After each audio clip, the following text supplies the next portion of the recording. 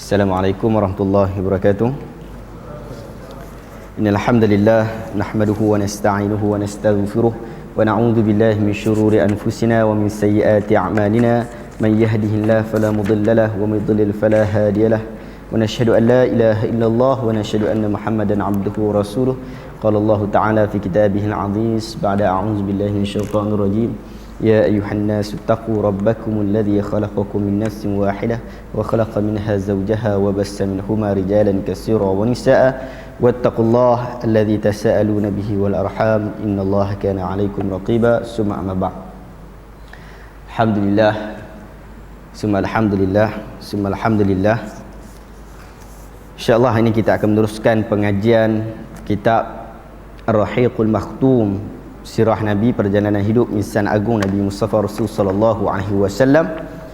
Dan beberapa minggu yang lalu kita sudah masuk pada bahagian mukaddimah. 3 mukaddimah kita lalui. Mukaddimah daripada Syekh Safiur Rahman yang pertama, kemudian mukaddimah daripada Mustasyar, kemudian seterusnya daripada Rabitah Anam Islami. Kemudian kita masuk kepada kedudukan negeri Arab yang kita jelaskan bahawa orang Arab ni ada 3 jenis. Kita jelaskan dah sebelum ni berkaitan tentang Arab Ba'idah, Arab Aribah dan juga Arab Musta'ribah. Yang mana Arab Ba'idah ni Arab yang kita sebut sebelum ni, kita nak refresh balik. Arab Ba'idah ni Arab kuno, yang mana ahli sejarah tak boleh nak sebutkan ataupun tak boleh nak jelaskan secara detail tentang Arab Ba'idah ini.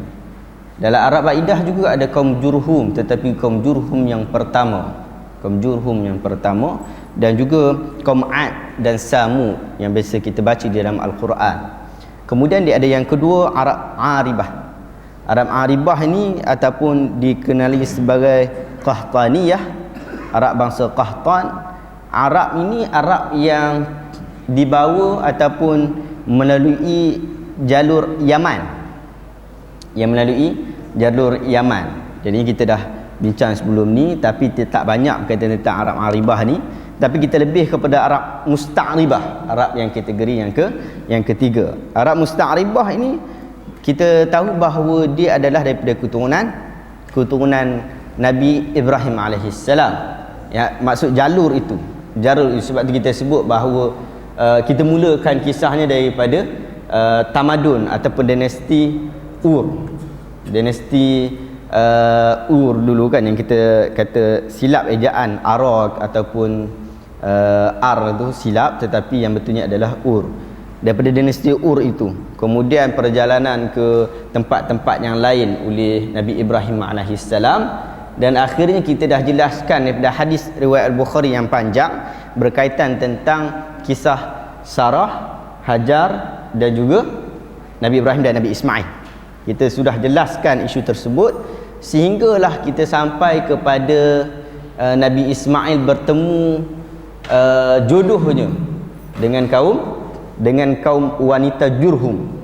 Jurhum ini adalah Jurhum yang kedua, bukan Jurhum daripada Ba'idah tadi, tapi Jurhum yang kedua. Kemudian berlalulah penjelasan kita berikutan berapa kali Nabi Ibrahim berjumpa dengan Nabi Ismail. Berapa kali? Kita tahu bahawa dia jumpa sebanyak 4 kali, dan kita sudah jelaskan perkara tersebut. Kemudian kita berhenti sekejap dekat kawasan tersebut dan kita masuk pada minggu lepas pada isu Isra' dan Mi'raj. Kita langkau sehingga bab yang ke-18, dan hari ini kita nak balik semula kepada bab yang pertama, dan saya harapkan kita habis hari ini sehingga ke pertengahan bab yang kedua ataupun habiskan pada bab yang kedua. Tuan-tuan, pada muka surat ke-8 kita tahu bahawa peradaban Anba, akhirnya kabilah ini tersebar ke seluruh pelosok Semenanjung Arab. Dan dalam muka surat 8 ni dia nak sebut apa? Dia nak sebut bahawa selepas Nabi Ismail kahwin yang kali kedua. Kali yang pertama Nabi Ibrahim suruh cerai, suruh tukar pintu tu, daun pintu tu suruh tukar. Kemudian yang kali kedua ni, bila kahwin kali kedua ada 12 orang anak. Kita pun nak macam tu lah, nak ramai. Kalau takat 3 orang, kalau tak boleh tak apalah kan. Tapi kalau boleh lagi 3 orang, lebihkan lagi. Lebih kali. Dia ada 12 orang anak. 12 orang anak. Nama anak Nabi bin Ayub, Qaidar, Adbail, Mabsyam, Mashma' dan sebagainya. Tetapi yang kita nak kena tahu daripada 12 orang anak ni, 2 orang anak, iaitu Nabi dan juga Qaidar. 2 orang ni, Nabi dan Qaidar ni kita nak kena tahu. Sebab apa? Yang lain tu, anak yang 10 orang lagi tu, mereka ini berkembang biak ataupun mereka ini hidup di kawasan tersebut, kemudian mereka berdagang ke kawasan luar daripada Mekah, dan perdagangan mereka tersebut menyebabkan akhirnya mereka itu tidak dapat dikesan. Akhirnya menyebabkan 10 kelompok itu tidak dapat dikesan secara detail oleh pengkaji sejarah. Mereka kita ada 2 kelompok, Qaidar dan juga Nabi.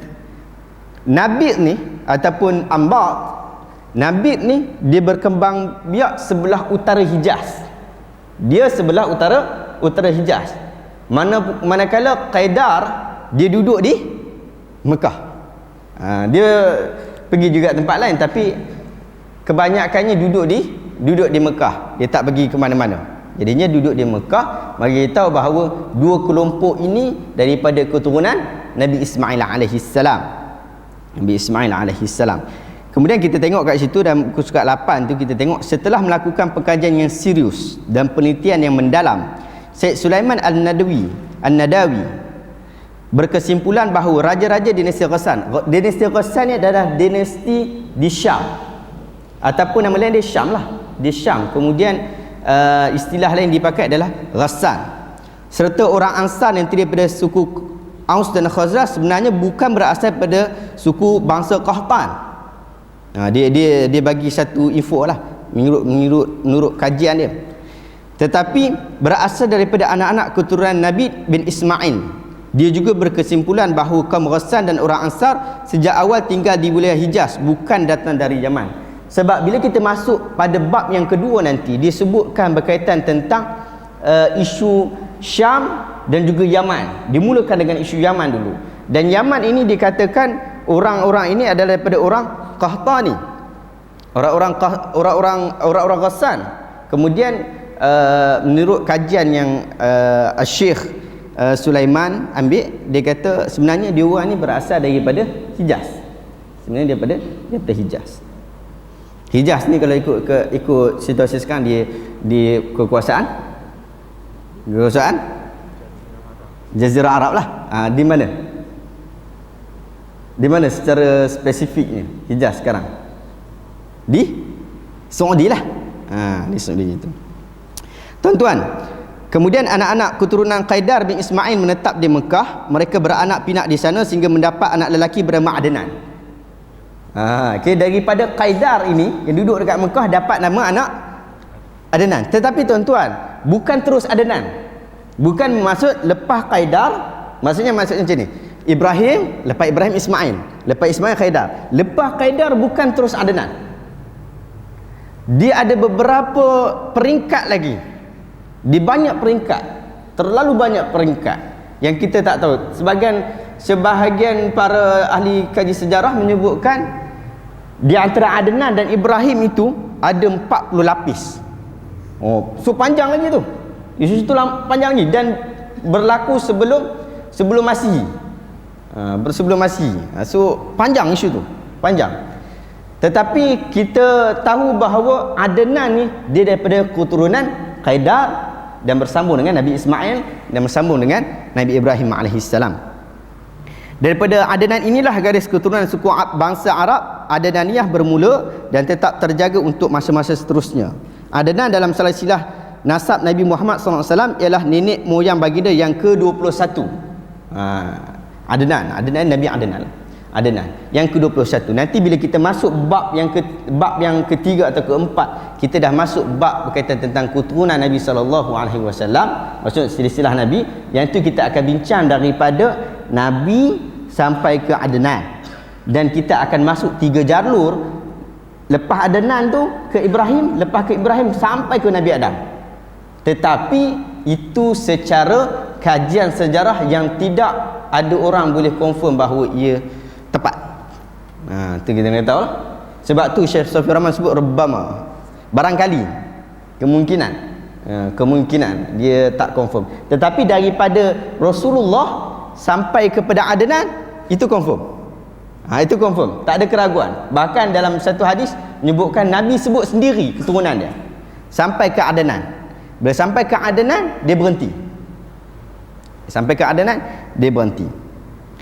Diriwayatkan bahawa apabila baginda menyebutkan nasab dirinya, baginda berhenti tatkala sampai pada nama Adnan dan tidak meneruskannya lagi. Di situ baginda berkata, para ahli nasab banyak yang menyampaikan maklumat palsu untuk silsilah selepas Adnan. Oleh itu baginda tidak meneruskannya. Kemudian tuan-tuan, yang itu kita sebut berkaitan tentang bila sampai kepada Adnan. Kemudian dia ada lagi lah peringkat-peringkat seterusnya sampai kepada Abdul Manaf. Tetapi kita nak fokuskan kepada muka surat 9, sebab nanti bila masuk bab yang khusus kepada Nabi SAW, keturunan Nabi, yang tu kita akan lebih jelaskan. Sebab yang ini bab dia kita nak tahu keturunan Arab. Bab yang ke-9, Nabi Muhammad berasal dari muka surat ke-9 disebut Nabi Muhammad berasal daripada Arab Musta'ribah. Abdul Manaf mempunyai 4 orang anak, iaitu Abdul Syams, Naufal, Muttalib dan Hashim. Anak-anak keturunan Hashim inilah yang dipilih oleh Allah menjadi garis nasab Rasulullah SAW. Sebab tu Nabi sebut dalam hadisnya, daripada Ibrahim Allah memilih Ismail. Ibrahim ada berapa orang anak? Yang masyhur anak dia adalah Ismail dan juga Ishaq. Ismail dan Ishaq. Siapa yang lebih tu? Siapa lebih tu? Ismail dulu. Kemudian baru Ishaq. Buktinya Hajar beranak dulu. Itu je bukti dia. Okey, sebab kalau Yahudi dia kata Ishaq dulu. Yahudi kata Ishaq dulu.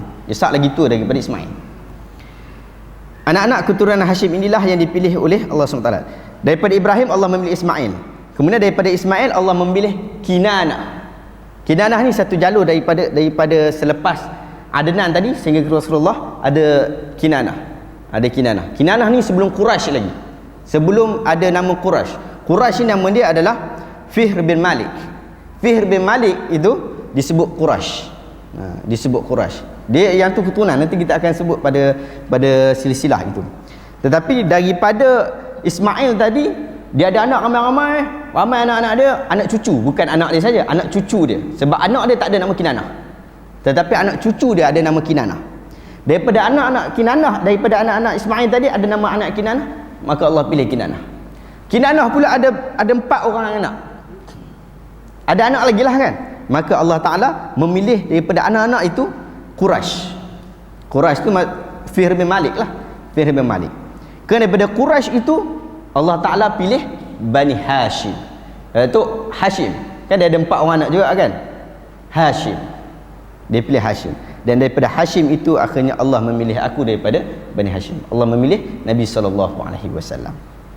Hadis itu diriwayatkan oleh Imam Muslim dan ia adalah sahih, dan diriwayatkan juga oleh para imam hadis yang lain. Maka daripada sudut itu kita tahu berkaitan tentang keturunan Arab. Pada muka surat seterusnya tuan-tuan boleh baca sendirilah, sebab dia sebenarnya bila muka surat seterusnya ni dia ambil balik pada muka surat sebelumnya. Jadinya kalau tuan-tuan nak tahu fokusnya, itulah yang kita sebut. Fokusnya hari ini berkaitan tentang keturunan Nabi SAW dan keturunan Arab. Maka seterusnya kita akan masuk pada bab yang seterusnya, bab yang kedua. Kuasa dan pemerintahan semenanjung Arab. Dia nak cerita kat sini berkaitan tentang situasi semenanjung Arab sebelum dibangkitkan Nabi SAW. Sebelum Nabi lahir. Lepas bab ni dia akan masuk bab agama-agama sebelum Nabi SAW. Bab agama saya tak akan habiskan hari ini sebab ia penting. Jadinya kita akan habiskan dalam satu kelas, satu pengajian. Tetapi bab ini mungkin kita akan boleh laju sedikit. Bab yang kedua ni dia nak sebut berkaitan tentang raja dan pemimpin-pemimpin Arab. Dia bagi tahu awal-awal muka surat 12 tu, bab yang kedua tu disebut berkaitan tentang Arab ini terbahagi, pemimpin Arab ni terbahagi kepada 2 kelompok. Yang pertama kelompok raja yang mempunyai mahkota. Yang kedua raja yang tidak mempunyai mahkota. Itulah dia nak sebut. Kemudian raja yang mempunyai mahkota ni, dia nak sebut dia ni ada mahkota, tetapi kebanyakan raja yang mempunyai mahkota ini dia macam ni tau, macam istilah sebenar nak sebut adalah raja berperlembagaan. Jelaslah, sebab dia tak ada kuasa. Dia tak ada kuasa, dia mengikut perlembagaan. Dia mengikut perlembagaan. Itu yang pertama. Kemudian yang kedua, dia tak ada mahkota pun. Dia tak ada mahkota, tetapi kata-katanya diikuti. Kebanyakannya ada pada kabilah-kabilah. Kebanyakan ada kepada kabilah-kabilah.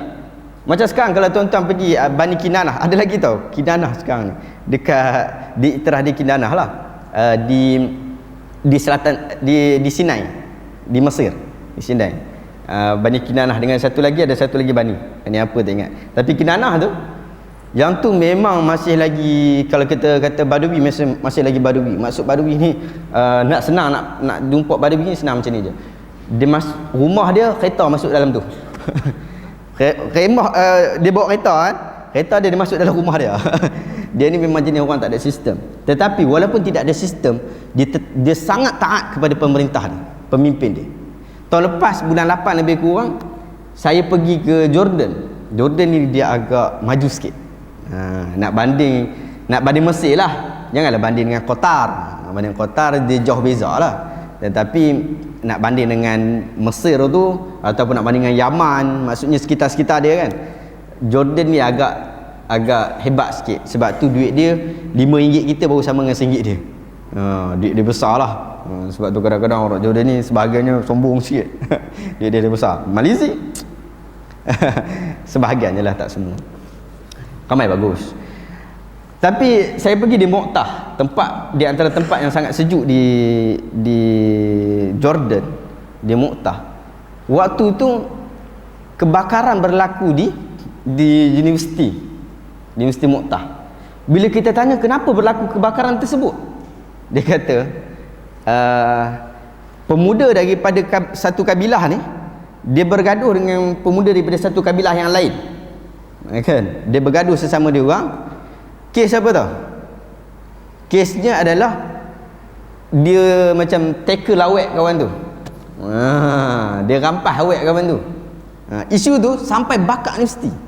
Isu kabilah ni. Tapi cara nak damai dia macam mana?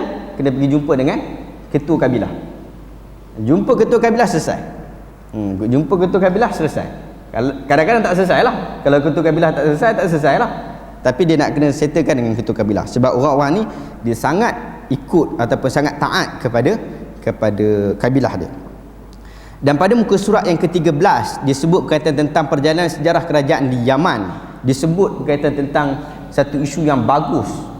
Maksudnya daripada sudut Yaman pada tahun 1300 sebelum Masihi, apa berlaku di Yaman. Tapi tuan-tuan, cetakan yang ini yang tuan-tuan pegang ni, tak kira daripada Rahim Maktum terbitan Kemilau Publica ataupun terbitan daripada Yadim, kedua-duanya masih menggunakan buku yang lama yang saya sebut selalu kan, buku yang lama.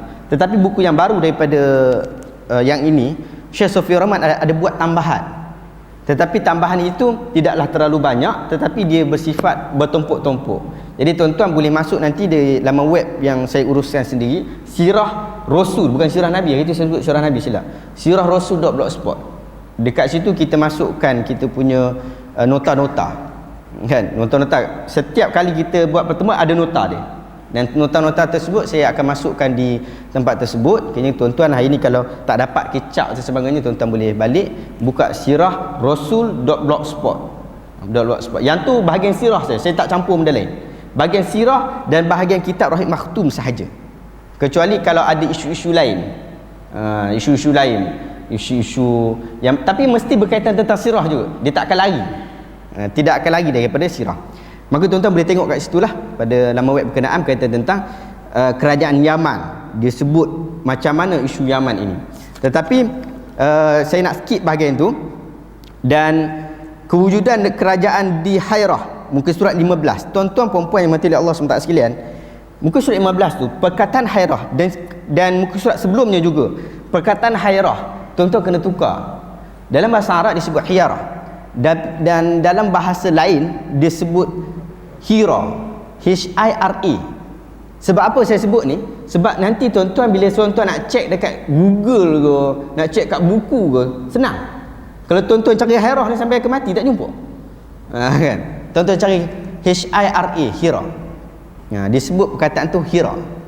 Hira. Dia di kawasan belah Iraq. Dia ada satu kawasan tersebut dan ada isu dia. Dan dia ada kaitan dengan peperangan di Yaman. Peperangan dalam isu Yaman. Dekat Yaman ni tuan-tuan, dalam muka surat 14 tu kalau tuan-tuan tengok ada isu Ashabul Ukhdud. Isu Ashabul Ukhdud. Dan Ashabul Ukhdud ni Syekh Safiyur Rahman sebut dia berlaku lebih kurang pada tahun 523 Masihi. Dia sebutkan waktu berlaku itu, tetapi dia tak jelaskan secara detail. Muka surat 15 disebutkan juga peperangan bergajah yang dipimpin oleh Panglima Arya, disebutlah Abrahah lah tu. Dia sebut sini bahawa Abrahah ni sebenarnya dia bukannya raja. Dia ni Abrahah ni sebenarnya dia adalah salah seorang daripada menteri saja. Dia salah seorang menteri, sebagai menyebutkan dia memegang satu pasukan perang tentera. Dia menggulingkan kerajaan. Dia menggulingkan kerajaan tersebut, kemudian dia memerintah. Itu isu Abrahah pada cerita Yaman. Kemudian dia masuk pada Hiyarah, dan dalam Hiyarah ni juga disebut macam-macam isu lah, dan masuk kerajaan Syam sedikit, tapi saya tak nak banyak-banyak, tuan-tuan boleh baca sendiri yang ni. Corak pemerintahan Hijaz disebutkan juga, dan saya nak masuk kepada gambaran ataupun situasi politik di tanah Arab pada muka surat 27. Ini yang kita nak fokuskan sikit pada hari ini, dan kita akan habiskan pada muka surat pada bab yang 2 ni. Disebutkan telah saya gambarkan secara kasar tentang para pemimpin di negara Arab. Dia sebut berkaitan tentang Yaman, Syam, Hiyarah ataupun Hira, sebutkan secara umum, dan juga di Hijaz, macam mana kedudukan Hijaz, politik Hijaz macam mana. Kemudian sekarang perlu saya ceritakan pula tentang situasi politik yang mereka hadapi. 3 wilayah yang berjiran dengan dunia luar, iaitu bukan Arab, Ajam, hidup dalam keadaan yang lemah dan tertekan secara politik. Struktur masyarakat secara jelas terbelah menjadi 2. Keadaan masyarakat ketiga itu menjadi 2 bahagian, antara tuan dan hamba, dan antara pemilik pemerintahan dengan orang lemah. Para tuan mempunyai peluang mendapatkan pelbagai ghanimah, mendapat pelbagai kekayaan, duit. Kalau kita sebut apa lagi, keistimewaan. Orang-orang yang ada pangkat ni, kalau kita masuk bahagian kita, orang ada pangkat sikit lah, menteri ke, datuk ke, ada pangkat sikit dia diberi keistimewaan yang banyak. Manakala sementara para hamba dibebani dengan semua jenis cukai. Pada Arab waktu tu, bukan baru lagi, bukan sekarang ni, waktu tu lagi dah, orang-orang yang bahagian bawahan dibebankan dengan cukai-cukai, macam-macam jenis cukai, macam-macam jenis cukai ada kat situ waktu tu, sehingga ia menjadi satu perkara yang menyusahkan rakyat, sebab dia memberi keistimewaan kepada satu jenis rakyat, dan satu jenis rakyat lagi dia tidak ada keistimewaan. Dia ada kelas, kelas bawahan dan kelas atasan. Dalam ungkapan yang lebih jelas, boleh digambarkan bahawa rakyat yang bekerja di ladang mesti memberikan hasil pertanian kepada para pemimpin. Lalu hasil pertanian itu digunakan oleh para pemimpin untuk berfoya-foya, memuaskan syahwat mereka, mewujudkan kesenangan mereka, meluaskan perilaku zalim mereka, serta menghapuskan musuh mereka. Orang bawahan kerja nak menyenangkan orang atasan. Orang atasan guna duit ataupun guna kekayaan tersebut, keistimewaan tersebut dengan sewenang-wenangnya. Ini berlaku sebelum Nabi dibangkitkan. Ini situasi Arab ketika itu. Rakyat yang buta politik. Rakyat yang buta politik pula, yang tak tahu, dia tak ambil kisah. Dia duduk di kampung saja. Dia tak ambil kisah, dia tak tahu apa-apa yang berlaku tentang politik ni. Biar pilah orang nak buat apa pun. Tidak dapat berbuat apa-apa dan semakin hari semakin terperuk. kezaliman terus mengintai mereka dari pelbagai arah. Apa yang mereka boleh lakukan hanyalah mengecam dan mengeluh. Mahal sangatlah barang lah ni. Itu je mereka boleh buat. Yang lain mereka tak boleh buat apa-apa. Setiap hari mereka akrab dengan keadaan terhina, kezaliman serta segala bentuk penganiayaan. Kata-kata telah tiada ertinya lagi, sehingga mereka hanya diam menikmati kepedihan. Ini bahasa dia. Pemerintahan diterapkan secara zalim sehingga hak rakyat tidak tertunai. Kabilah-kabilah yang berjiran dengan 3 wilayah tersebut juga tidak boleh berbuat apa-apa. Orang yang jiran tu tengok keadaan yang sangat teruk berlaku di tanah Arab ini, dia tak boleh nak buat apa. Hidup mereka tidak pernah selesa kerana hawa nafsu dan pelbagai kepentingan yang tidak henti-henti mengacau kehidupan mereka. Sesekali mereka ditarik menjadi warga Iraq.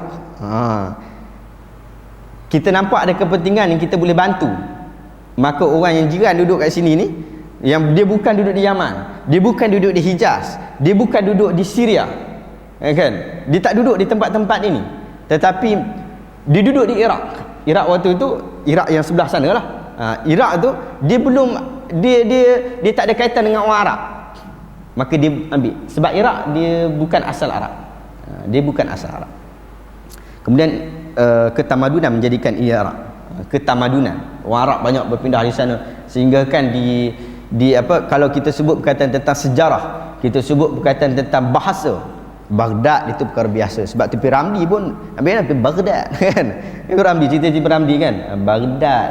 Sebab Arab, bila kata Baghdad tu Arab, asalnya dia bukan Arab lah, tapi dibawa ke Iraq. Kemudian kadang-kadang pula mereka dikatakan sebagai warga Syam. Kabilah-kabilah yang tinggal di pelosok-pelosok semenanjung Arab pula tidak pernah hidup dalam keamanan. Hari-hari mereka diwarnai dengan permusuhan antara kabilah serta pertikaian antara etnik dan agama. Sangat teruklah. Okey, kemudian disebut akhir, rakyat tidak memiliki raja yang menyokong kemerdekaan mereka. Mereka juga tidak mempunyai sandaran dan tempat mengadu ketika menghadapi krisis yang parah. Ini berlaku ketika sebelum Nabi SAW dibangkitkan. Umat sangat parah ketika itu, pemimpin tidak membantu rakyat. Ini ada satu perkara yang menjadi perkara yang sangat merisaukan. Pemerintah dipandang daripada 3 sudut, iaitu prestasi duniawi, gaya pemerintahan dan pelopor agama. Dalam kalangan bangsa Arab, pemimpin Hijaz adalah pelopor agama. Sementara itu di wilayah haram, yakni tanah suci dan sekitarnya, pemimpin Hijaz lah yang mengatur segala keperluan dan kemaslahatan bagi orang yang berkunjung ke Kaabah. Masyarakat Hijaz dikenali kerana mempraktikkan syariat Nabi Ibrahim AS dalam menjalankan pemerintahannya.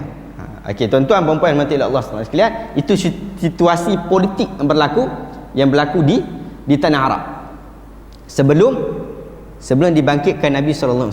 Dan pada ketika itu agama sudah ada. Agama ni bukan perkara baru, bukan orang kita saja yang baru menerima agama ini, tetapi orang sebelum itu sudah menerima agama. Tetapi apakah agama yang dianuti? Yang agama yang paling famous waktu ketika itu adalah agama Nasrani, dan ia juga agama yang mempelopori, kalau di sudut dari statistiknya, sehingga ke hari ini Kristian masih lagi nombor 1. Maksud nombor 1 dari sudut ramai bilangan apa dia penganutnya. Kemudian diikuti dengan Islam dan sebagainya. Perkembangan itu perlu diteruskan. Cumanya nak disebutkan bahawa Hijaz pada ketika itu masih lagi menjadi pusat agama, dan waktu itu dia menjadi pusat agama bagi agama Nabi Ibrahim AS. Tuan-tuan puan-puan yang mati Allah SWT sekalian, tanah haram maksudnya di Makkah pula. Di tanah haram di Makkah ini Allah Ta'ala pelihara dia daripada zaman Nabi Ibrahim sehingga zaman kemudian. Tuan-tuan, bila tuan-tuan mengkaji bahagian bab ini, tuan-tuan akan baca bahawa selepas Adnan berlaku dipanggil perebutan kuasa yang sangat teruk di antara keturunan Adnan dan juga Puak Jurhum, sehingga Puak Jurhum menguasai Mekah selama lebih kurang 21 tahun. Apabila dia menguasai Mekah pada ketika itu, Puak Jurhum ini, mereka menzalimi Puak Adnan, dan akhirnya Seolah-olah Puak Adnan tidak ada fungsi. Sedangkan Puak Adnan pada asalnya dialah yang menguasai itu. Betul tak? Sebab tu apabila Hajar duduk di kawasan air Zam-Zam, duduk kawasan tersebut, Puak Jurhum tanya. Puak Jurhum minta kebenaran. Dan Hajar kata, tak ada masalah, duduk sini, duduklah. Tapi ayak aku jaga. Ayak aku punya. Tetapi apabila Jurhum menguasai keadaan, dia mengambil semua kepentingan. Dia mengambil semua. Selama lebih 21 tahun. Tuan-tuan, macam itu juga kita. Bila kita duduk dalam kawasan kita jangan terlalu selesa. Kemungkinan orang lain akan mengambil hak kita. Itu nak disebut tu. Itu isu dia. Kita nak kena hati-hati dalam isu tersebut. Kemungkinan orang yang duduk dekat dengan kita, dia bukan orang kita, tetapi dia duduk nak dekat dengan kita, dia nak ambil kepentingan tersebut. Akhirnya kawasan tu bukan jadi kawasan kita. Tak apa ke tak kawasan, tapi maksudnya hak kita tu dah tak ada. Hak kita dah tak ada. Macam contoh saya sebut bila sudut tanah Melayu ni. Tanah Melayu ni sebenarnya adakah orang Melayu punya? Dari sudut pengkaji sejarah, dia mengkaji asal orang Melayu ni, asal di tanah Melayu ni siapa? Sebab baru ni kita tengok Perak kan. Perak dia jadi istiadat Raja Perak, dan dia ada buat satu upacara di sungai Sungai Perak tu kan. Dia pergi mandi sikit kat situ lah. Lebih kurang lah, ambil ayak lebih kurang lah, dia ada dia punya adat. Dalam adat tu dia nak sebut apa, orang pertama sekali raja masuk ke situ, sultan masuk ke situ, dia ambil ayak kat situ, dia cedok kat situ. Jadinya itu nak jadi adat dia. Dia sudut agama tu sebenarnya tak ada masalah lah, you nak buat adat kan. Pok kita masuk rumah dia sentuh itu, kita pun sentuh macam tu, tak ada masalah lah. Tapi jangan juga anggap dia agama lah. Kalau anggap agama tak boleh, totally tak boleh.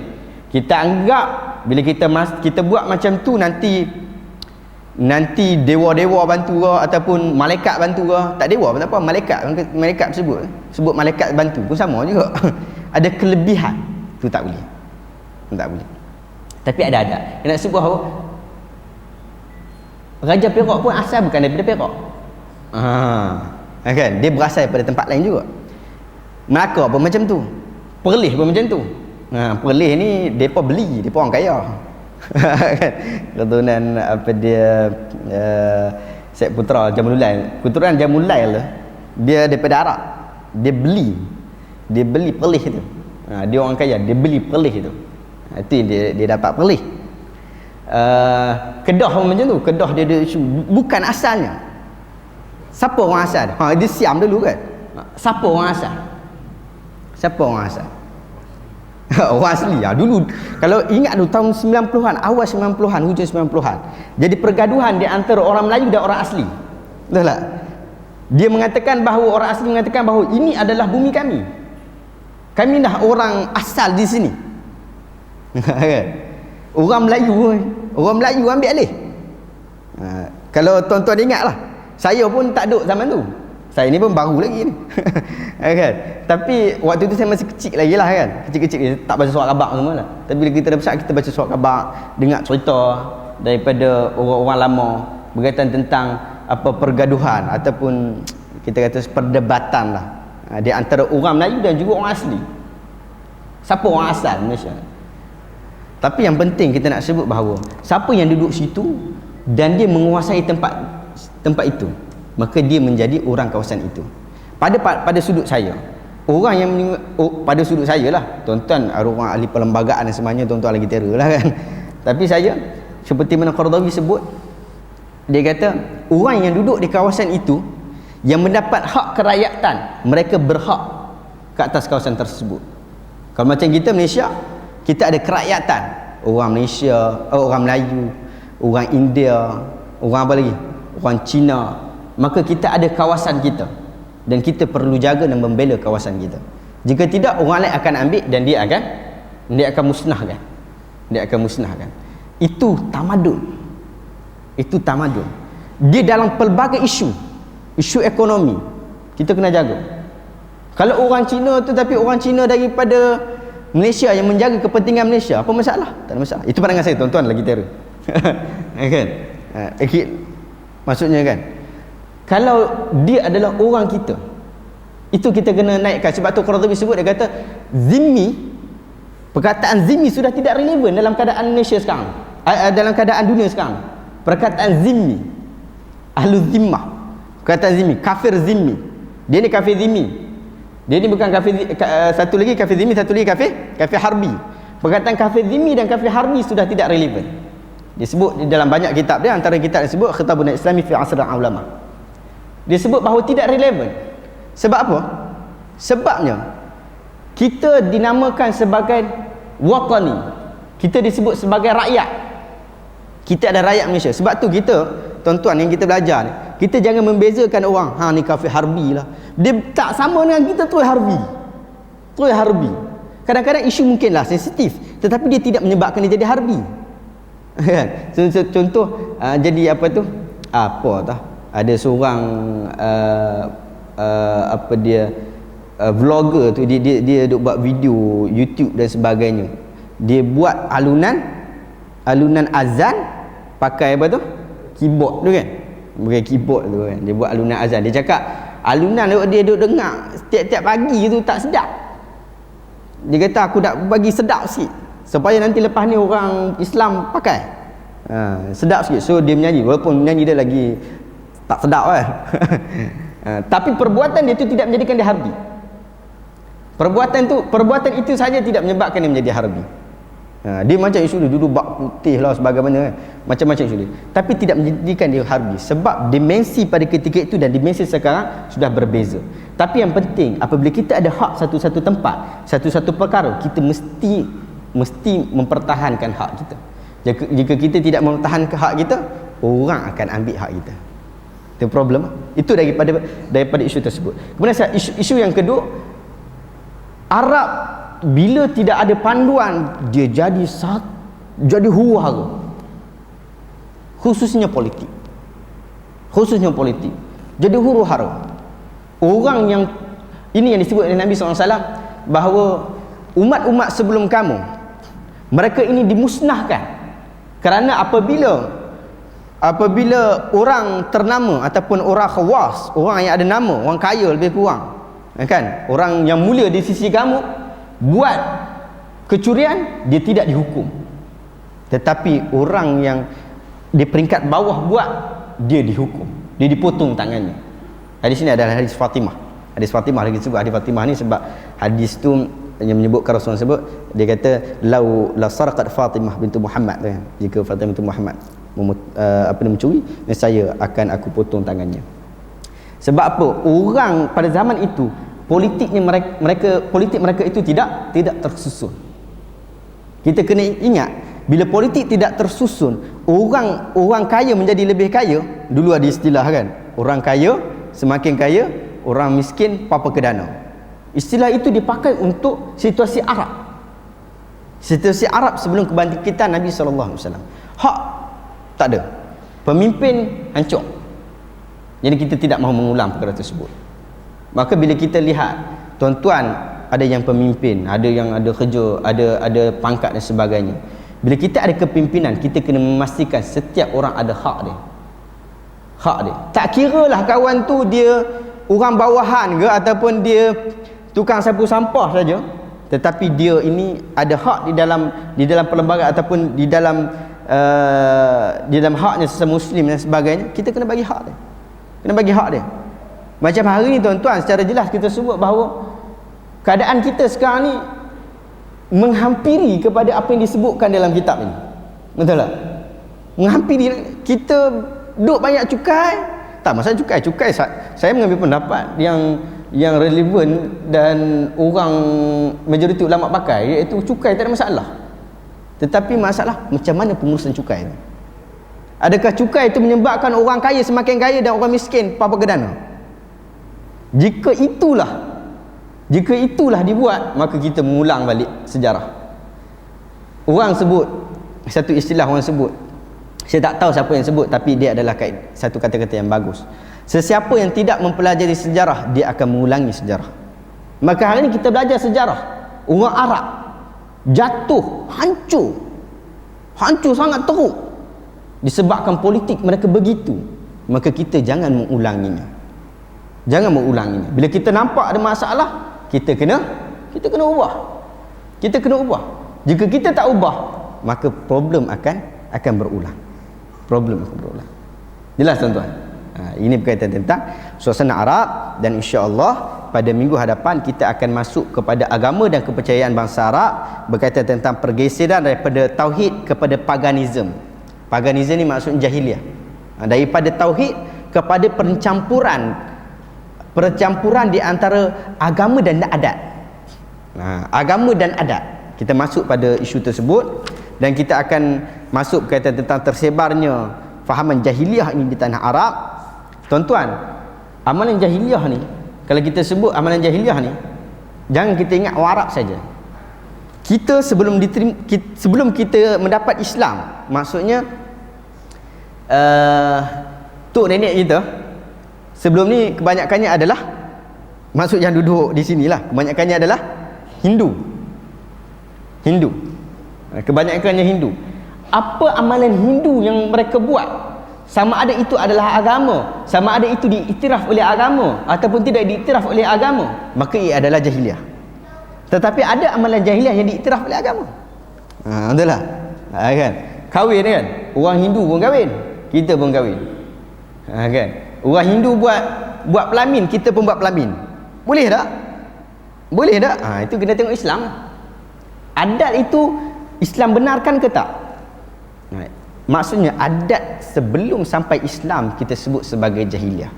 Kita akan sebutkan adat-adat Arab, dan kita akan masukkan juga adakah ada persamaan di antara Arab dan juga orang kita, supaya ia memberi manfaat pada kita lah. Kalau tak, kita belajar orang luar, kita tak tahu apa yang berlaku kat kita, so tidak memberi apa-apa manfaat. Kemudian kita akan sebut berkaitan tentang amalan penyembahan berhala, bertuhankan undian, jerat-jerat ramalan. Yang ni memang sebenarnya bukan takat orang Arab saja, orang kita pun ada juga. Pengubah suaian syariat Nabi Ibrahim, denyut nadi agama Yahudi, Nasrani, Majusi dan As-Sabiyah di tanah Arab dan sebagainya, penyimpangan pelbagai agama dan sebagainya. Dan bila kita melihat kepada tajuk itu nanti, kita akan melihat kepada satu isu, iaitu isu adakah Kristian itu masih lagi asli ataupun tidak. Ada isu itu juga. Kristian, maksudnya agama Nasrani itu masih lagi asli ataupun tidak asli. Masih lagi asli ataupun sudah diubah. Sebab kita kena tahu bahawa orang Kristian dengan orang Islam, orang Kristian, Islam, Yahudi, dia ada keistimewaan. Apabila Nabi SAW sikat rambut, dia suka sikat rambut ke depan mula-mula lah. Lepas tu dia tengok orang ahli kitab sikat tengah, dia pun pikat sikat tengah. Sebab ada hubungan, melainkan dalam hadis yang sama, melainkan pada perkara yang bersangkut pada akidah. Kata akidah, Nabi suruh berbeza dengan orang Kristian dan Yahudi, maksudnya orang ahli kitab. Apabila Rom, dia sebut dalam surah Ar-Rum, bila Rom menang, apa yang terjadi pada orang Muslim? Apabila Rom menang, apa yang terjadi orang Muslim? Orang Muslim gembira. Sebab apa? Sebab Rom itu kebanyakan pada ketika itu adalah orang Kristian. Tetapi apabila Parsi menang, orang Islam tidak gembira dalam surah Ar-Rum. Sebab apa? Sebab mereka adalah orang Majusi. Kita kena tahu juga bahawa ada hukum perkahwinan di antara lelaki Islam dengan perempuan Yahudi dan Kristian. Dibolehkan. Tetapi ada syarat-syarat dia lah. Boleh dia wartakan, dibolehkan, boleh wartakan. Dan dalam sejarah boleh setakat sekarang ni, sejak diwartakan lah kan, adalah beberapa orang memohon, tetapi kebanyakan yang mohon masuk Islam. Kebanyakannya masuk Islam. Sebab ada status khusus di dalam Islam. Maka nanti kita akan bincangkan dalam bab tersebut. Wallahu taala alam. Ada apa persoalan tuan-tuan? Kalau ada bagus, tak ada pun bagus juga. Tapi janganlah tak ada tuan-tuan tak faham. Itu problem lah. Ini tuan-tuan, kalau tuan-tuan ada nak rujuk balik, tuan-tuan balik buka kepada sirah rasul.blogspot. Nanti tuan-tuan boleh tengok dekat situ nota-nota. Setiap kuliah kita ada nota, dan nota itu diletak di situ. Wallahu taala sallallahu alaihi wasallam Muhammad wa ala alihi wa ashabihi ajma'in. Assalamualaikum warahmatullahi wabarakatuh.